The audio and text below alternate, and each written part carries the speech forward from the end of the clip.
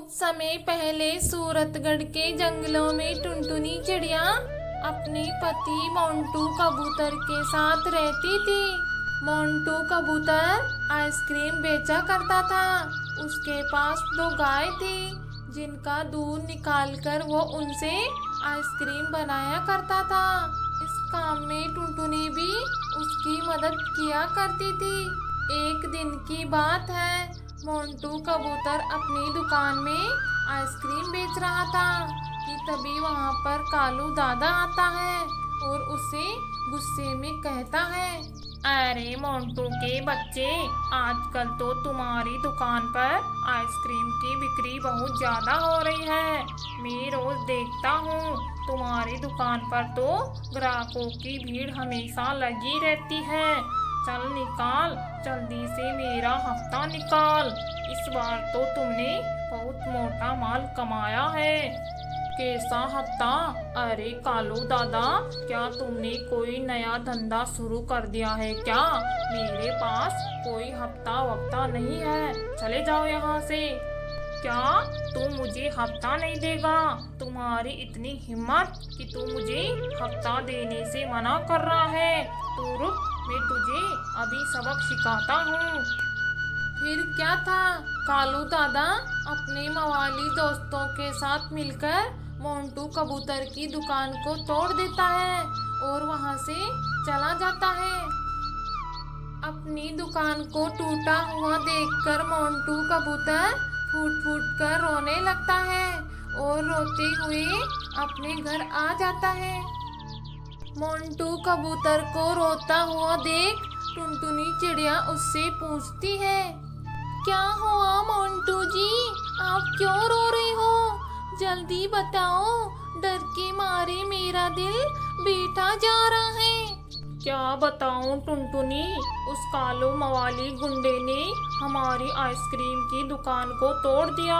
अब पता नहीं हमारा घर का खर्चा कैसे चलेगा। ए जी, आप चिंता ना करो, सब कुछ ठीक हो जाएगा। अभी आप बहुत परेशान हैं, इसलिए भोजन करके सो जाओ। कल फिर से आपको आइसक्रीम भी तो बनानी है। फिर मोंटू कबूतर भोजन करके सो जाता है।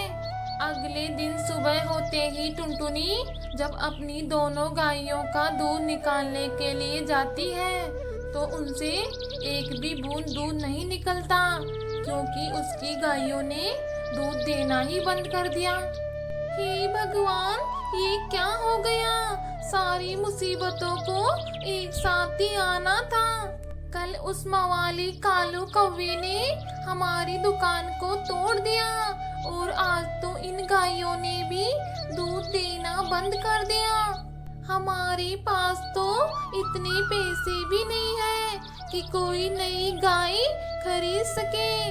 अब हम क्या करेंगे? हम लोग तो पूरी तरह बर्बाद हो गए। फिर टुनटुनी चिड़िया मोंटू कबूतर को सारी बात बताती है। ये क्या हो गया मोंटू जी, अब हमारा घर कैसे चलेगा? हमारे पास तो इतने पैसे भी नहीं है कि कोई नई गाय खरीद ले। हम लोग तो पूरी तरह बर्बाद हो गए। ऐसा कहकर टुनटुनी चिड़िया और मोंटू कबूतर दोनों अपनी फूटी किस्मत पर रोने लगते हैं। उसी समय रानी चिड़िया उनके घर पर आती है और कहती है, अरे ओ टुनटुनी, जरा 1 किलो दूध तो देना, मेरी बच्ची बहुत भूखी है। फिर रानी चिड़िया टुनटुनी चिड़िया को रोता हुआ देखती है तो उससे पूछती है, टुनटुनी क्यों रो रही हो? जरा मुझे बताओ तो, क्या बात है? क्या बताऊं रानी बहन, मेरे ऊपर तो मुसीबतों का पहाड़ टूट पड़ा है। कल उस कालू मवाली कौवे ने हमारी आइसक्रीम की दुकान तोड़ दी और तो और आज तो मेरी दोनों गायों ने भी दूध नहीं दिया। अब मुझे कुछ समझ नहीं आ रहा कि मेरा घर कैसे चलेगा। टुनटुनी, ये तो बहुत बुरा हुआ, लेकिन तुम चिंता मत करो, सब ठीक हो जाएगा। मुझे एक महात्मा ने जादुई बीज दिए थे, वही मैं तुम्हें लाकर दे देती हूँ। मेरे पास कोई जमीन नहीं है ना, इसलिए वो ऐसे ही रखे हुए हैं, तो उन्हें तुम अपने आंगन में बिखेर देना।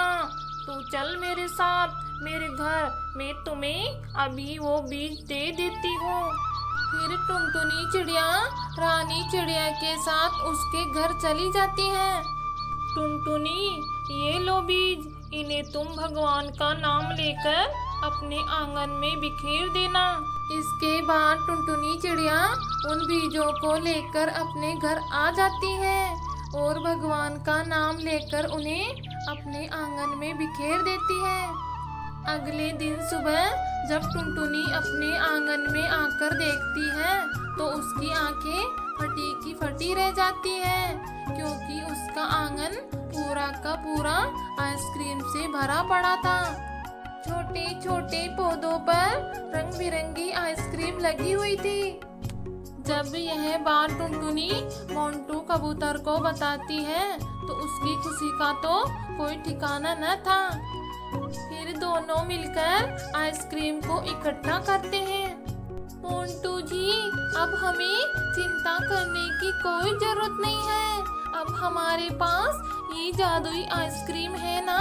फिर मोंटू कबूतर उन आइसक्रीम को अपने घर के पास ही में बेचने लगता है। आइसक्रीम के कई फ्लेवर होने की वजह से पक्षियों की भीड़ लगने लगती है और कुछ ही दिनों में मोंटू कबूतर बहुत सारे पैसे कमा लेता है। अब मोंटू कबूतर के पास पैसों की कोई कमी नहीं थी। फिर क्या था, मोंटू कबूतर एक बहुत बड़ी आइसक्रीम की दुकान खोल लेता है। इसके बाद टुनटुनी चिड़िया रानी चिड़िया को धन्यवाद देती है और फिर इस तरह उनके बुरे दिन कट जाते हैं और अच्छे दिनों की शुरुआत होती है। अब टुनटुनी चिड़िया मोंटू कबूतर के साथ खुशी खुशी रहने लगती है। दोस्तों, कैसी लगी आपको ये कहानी? ऐसी और नई नई मजेदार कहानियाँ देखने के लिए हमारे इस वीडियो को लाइक और चैनल को सब्सक्राइब करना ना भूलें। धन्यवाद।